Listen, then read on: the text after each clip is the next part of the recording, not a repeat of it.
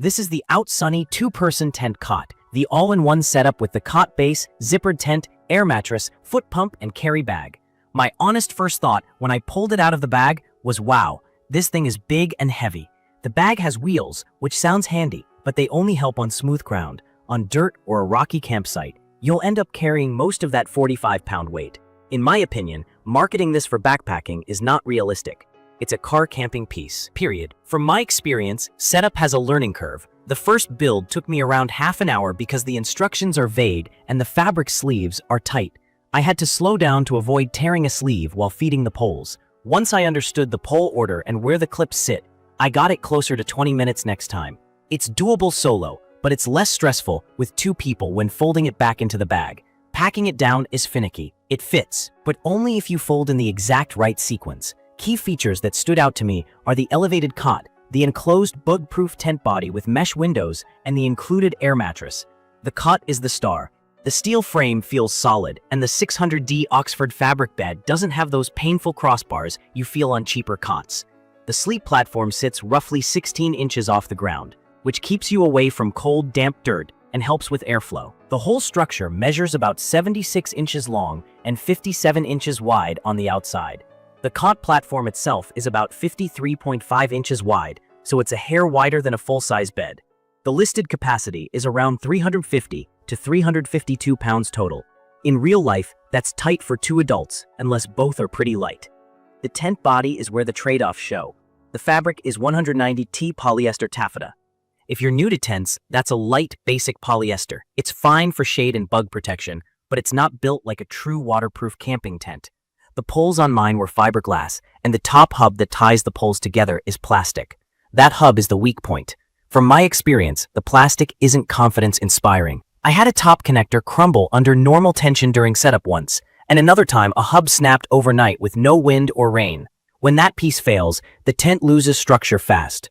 I'd love to see this part re-engineered in metal. About the interior space, don't let the 76-inch spec fool you.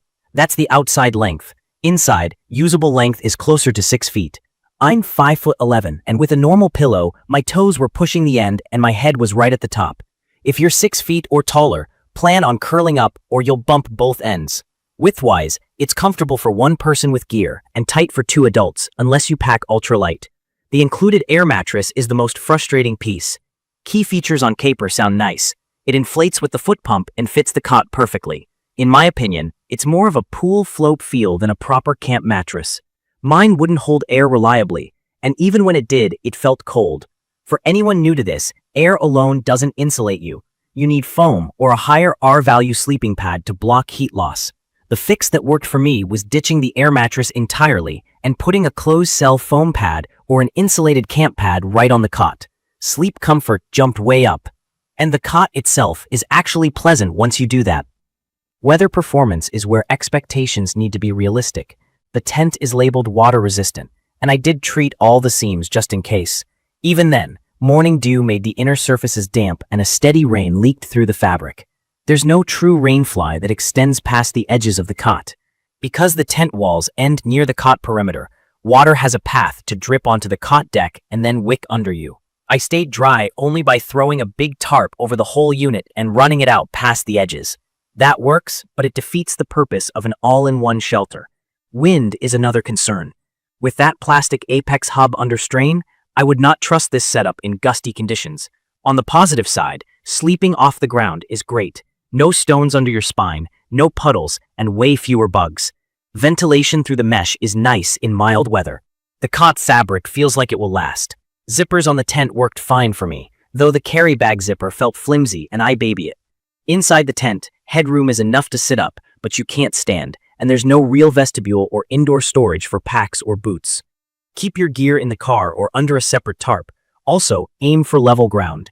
A cot frame this wide needs a flat spot where you'll feel it wobble. It's perfect for dry climate car camping, quick backyard sleepovers, a deck nap, or a no ground contact setup during bug season.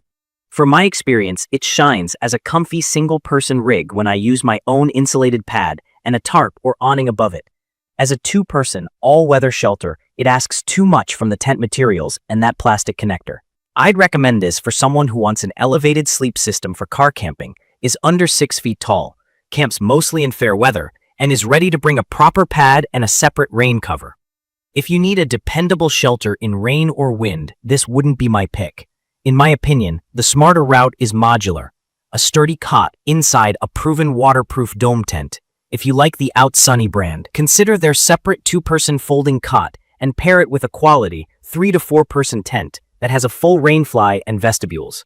You'll gain weather protection, storage, and flexibility without relying on one plastic hub to hold up the whole shelter. A few quick tips if you already own this. Carry a big tarp and guy lines, pre-seal the seams. Replace the air mattress with an insulated pad and check that top connector before every trip. Pack it methodically so it actually fits back into the bag. Bring spare stakes. The included ones are basic. In conclusion, the concept is great and the cot itself is comfortable, but the tent canopy and hardware don't match the same level of durability. For dry, calm nights and casual car camping, it can serve a niche. For mixed weather or 2 full-size adults, I'd pass and go modular for reliability and comfort. If this video helped, subscribe to the channel and drop your questions or your own experience in the comments. Thank you for watching.